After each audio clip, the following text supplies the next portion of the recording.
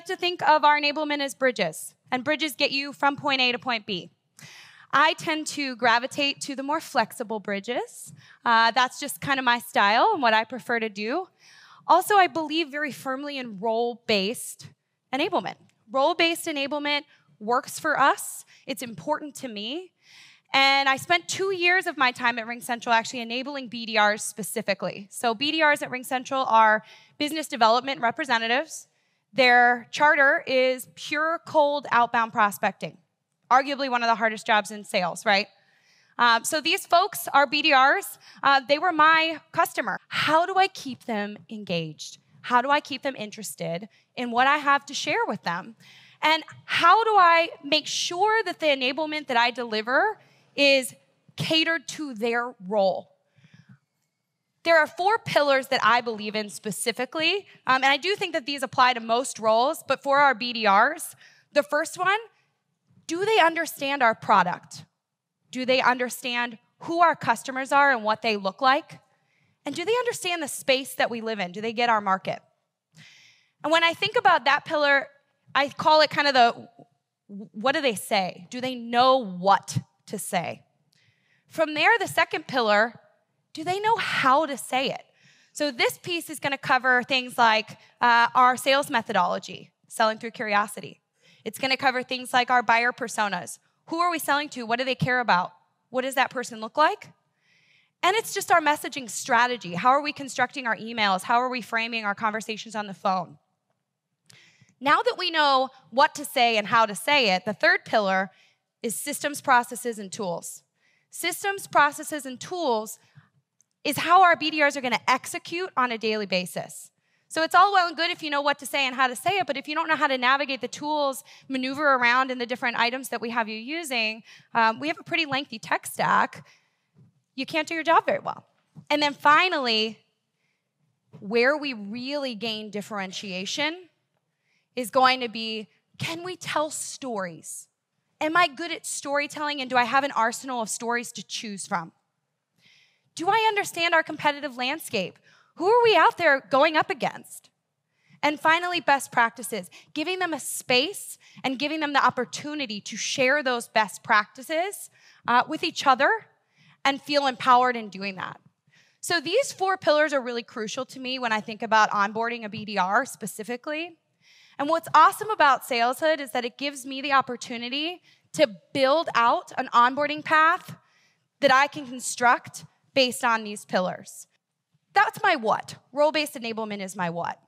What's the how? How do we go about doing it? I'd like to give you an example today of a program that I developed that was role-specific for our BDRs. So on the screen, you'll see a bridge that is perplexing, it's complex, and arguably kind of scary. In mid-2018, my BDRs encountered a bridge like this. It was a topic associated with Salesforce, and we have a custom object. And that custom object is key to our ABM&S, our account-based marketing and sales. And what happened is this object, which is called the company object, was very confusing to people. I don't know how to use it. I don't know how it fits into the big picture of prospecting. And that gap was scary for them. So going back to our bridge metaphor, how do I get them from point A to point B? Something I believe in is this concept of insight, initiative, and impact. What I mean by that is first you have to have the insight to identify that the gap exists. What is the gap and what's going on? So I saw that my BDRs were struggling with this company object. They weren't using it because a lot of the times if we encounter a bridge like this, sometimes we take a detour. And sometimes that detour is longer, sometimes it's harder, it's more inefficient, but it works, and it makes us feel more comfortable. So my BDRs were having issues in crossing this bridge, and they were finding detours. I was getting the same questions over and over again. My managers were concerned because the time that was being spent trying to do certain things around our ABM&S program was wasted time because they just didn't understand this. So I have this insight. The next step is I need to now take the initiative to create something to fill that gap and help them cross this complicated bridge. The philosophy I used was creating memorable moments and spaced repetition. empathy and perspective is really the first step in creating memorable moments for people. What I mean by empathy and perspective is, can I put myself in their seat, understand where they're struggling, and learn the content the way that they are going to learn it? So that's exactly what I did. I found a subject matter expert. I sat down with her, I grilled her, and I understood the concepts. And then I thought, how does my audience really need to consume this? Which took me to an experience. Again, short attention spans. How can I create an experience, something that is memorable for them, using stories, using metaphors, and really bringing something to life? I do something kind of strange. I put time on my calendar every week to brainstorm. I put 1 hour on my calendar every single week, and it's Melissa's brainstorm time. And that's actually how I came up with what I'm going to show you here. Breaking something down into simple, memorable moments is just taking something complicated and saying, how can I share this in a different way? Think about when you're explaining something to someone or a child. I have a 1-year-old. His name is Jack. He's the love of my life. And sometimes it's easy to explain things to people by saying, hey, it's kind of like when, or Deb, it's similar to, we do that really naturally in our day-to-day lives. How can we incorporate that into our enablement? Orchestrating aha moments for them. How can I orchestrate them to achieve these aha moments? And thinking about empowering them and increasing their morale. So, do you want to see what I did? All right. So, this is me in a fun little top hat. I threw a carnival. It was called the Company Object Carnival. It was a live, in-person carnival. It was so much fun, y'all. We were in this room just going station to station to station. It was incredible. But the point is, I didn't just do a carnival. I did 6 things over the course of time, which is spaced repetition. I'm teaching them more and more as we go along. I'm sharing more with them. I'm reiterating points. I'm refreshing them on the concepts. And you can see in 3 areas here, I was able to utilize SalesHood to help me accomplish that goal. So we started with a carnival. We moved to process documentation and practice. From there, we went into an assessment. Then we moved into a scavenger hunt. I launched a live e-learning that was gamified, and we rolled out a glossary as our final step. It was scalable. It was flexible, and it was interactive the whole time. SalesHood gave me the ability to take this live carnival and actually bring it to life within the tool, within the platform. I had it a carnival, which I'll show you shortly. So here's the carnival. It was a total blast. It was so interactive. The BDRs came up to this room. Our training room had transformed into a carnival. I did it in Denver and in our Charlotte office. From there, we moved from the live carnival, and as our folks headed down to their desks, we empowered them immediately by giving them process documentation that helped them to understand all the concepts that they learned at the carnival.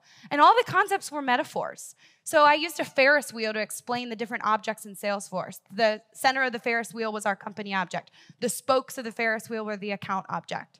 All sorts of things to help them keep it sticky. They remember stories. They remember the metaphors. So then they practice and they play around with it immediately after learning it. From there, we moved into an assessment. So the carnival took place in early October. The process documents, the second step of the spaced repetition, was immediately after the carnival. And then in late October, we sent out an assessment. You can see it here. This took place in SalesHood. It was 14 modules, pretty long. The modules were varied in terms of question type, so it was conceptual and tactical. The conceptual pieces, if you look at the top in the modules, are the first 7. Those are just saying, hey, do you understand what this is? Describe this back using the metaphor of the Ferris wheel. We had multiple choice, true, false, etc. Then the second half of the assessment was tactical. I actually used the supporting documents in SalesHood, and each module said, okay, we're going to do this process in Salesforce, utilize supporting documents on the right-hand side, and upload a screenshot of your completed Salesforce report. And then it would come through. Using the comments in SalesHood, we were able to then interact with our reps and say, this looks great, you passed. Or we would say, this is a little tricky here. Let's try this again, doing it this way. And it allowed us to kind of communicate that way. After our assessment, we moved into a scavenger hunt.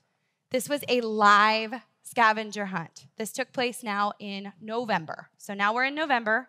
I went to both offices, both Denver and Charlotte offices, and we used real companies in our Salesforce instance, and I came up with little rhyming sayings, and we used Salesforce mobile app and ran around the city finding companies using all of the information and skills that we had picked up in the carnival.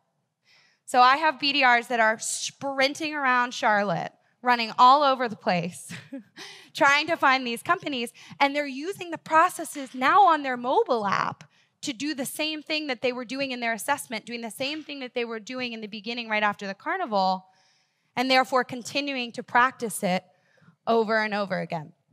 Then in December, we created an e-learning. SalesHood gave us the space to bring this carnival to life in a scalable and repeatable way.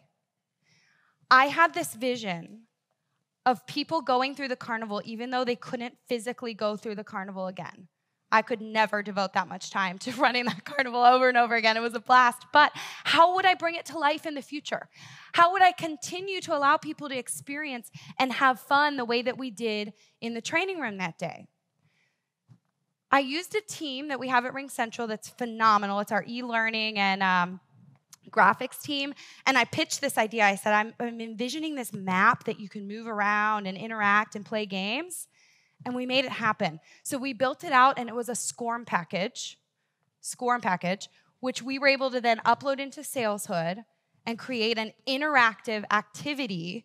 So here you see the overview. On the next slide, you'll see that we have a true interactive map. The map grays out as you complete the different stations, and those stations go in a specific order so that the learning makes sense.